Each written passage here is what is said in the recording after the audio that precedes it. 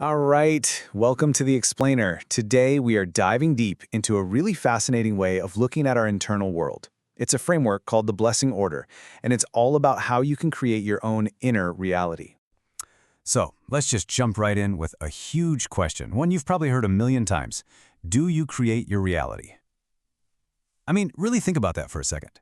Do you? Well, the source material we're looking at today gives a huge, resounding yes, but, and this is a really big but, it's probably not in the way you're thinking. This isn't about manifesting a sports car or a dream house. It's about something way, way more personal and powerful. To really get this, we first have to understand that we're all living in two different realities at the same time. The world that's outside of us and the world that's inside of us. Okay, so on one hand, you've got your external reality. That's matter. It's everything you can see, hear, touch, the physical stuff you perceive with your five senses.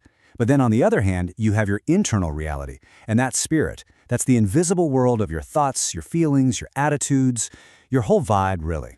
And here is the absolute core idea. The source argues that our true creative power isn't about trying to manipulate all the stuff out there in the material world. The real game changer is consciously and deliberately creating the world in here, inside of us. So this system for creating your inner world on purpose, it's got a name, the Blessing Order. But, to really understand what something is, it really helps to know what it isn't. So what is it exactly? Well, think of the Blessing Order as an internal system that you build for yourself. It's a way of organizing all your thoughts, feelings, and attitudes so they actually line up with your most authentic self, an order that benefits or blesses you. And that brings up a pretty powerful question, right? If we have this incredible ability to create a beneficial order inside ourselves, what the heck have we been running on up until now? What's our default setting? The alternative, it turns out, is chaos. And the source of that internal chaos is defined here as the ego. Now, we're not just talking about arrogance. In this context, the ego is a force, and its entire job is to keep the status quo.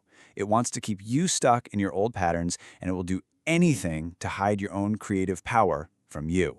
I mean, listen to this quote from the source. It just hits the nail on the head. The ego will use any possible manipulation to keep you from realizing your own power. It fights tooth and nail to keep you in what's familiar, even if that familiar place is painful. Okay, so if the ego is this force of chaos, how do we actually turn on our power to create order? It all boils down to one single core mechanism. It all comes down to one incredible gift we all have, the freedom to choose how we feel. Not just to react to things, not to get swept away by our emotions, but to consciously, deliberately choose our internal state. Now that sounds great, but let's be real for a second. It brings up a huge practical problem. How can you really choose to feel confident if all you've ever known is insecurity? How do you choose peace when you're in the middle of a total panic? In order to choose, you have to have options. And this is absolutely crucial. True choice doesn't come from just thinking about an opposite feeling. It comes from being able to actually embody it. To truly choose peace, you have to know what chaos feels like. To choose confidence, you have to be intimately familiar with the feeling of insecurity. It's all about creating the widest possible internal spectrum to choose from. Okay, I know this idea of feeling the poles might sound a little bit abstract, but don't worry, the source gives us two very concrete, very tangible energies to work with. These two fundamental polar energies are called Ma and Tilda. So Ma is a resilience energy. It's described as round, feminine, and deeply earthy. Imagine that feeling of being completely grounded, stable, and held. Then on the other pole, you have Tilda. This is a combat energy. It's angular, masculine, and celestial.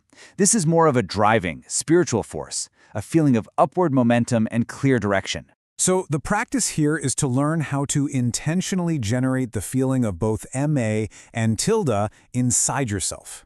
By doing that, you create that internal range, that space between the poles. And that space is what allows you to consciously choose your response instead of just automatically reacting to things. So now we have the tools. But to use them effectively, we need to build a whole new foundation, a new internal support system to make this order real. See, here's the problem. Our default support system, the one we've been running on our entire lives, is run by the ego. Its whole programming is based on fear, survival, and staying in the known. It's just not designed to support a new, self-created blessing order. So how do you build a new one? The source gives us a 4-step process. Step 1 is simple. Recognize. Just acknowledge that the ego's fear-based system is running in the background. You don't have to fight it, just see it for what it is. Step 2 is to question. Start to poke holes in the old rules. Ask yourself, is this fear-based reaction actually true? Does it really serve me? This naturally leads to step 3, build trust. As you question the old system, you start to build trust and closeness with your true self, with your own intuition. And finally, step 4 is to connect. This is where you connect to your true nature, that beautiful blend of spirit and matter, and you start operating from that place of inner authority. And the ongoing practice that brings this whole new system to life is called lupit. This is the active skill you develop, the ability to see the poles of MA and tilde in any situation, to really feel them, and then to consciously choose your state from a place of unity and trust. It's where all the pieces come together in a real-time creative loop. Which leaves us with one final powerful question. For you, now that you know you have the power to create a beneficial order within yourself, what kind of inner order will you choose to create?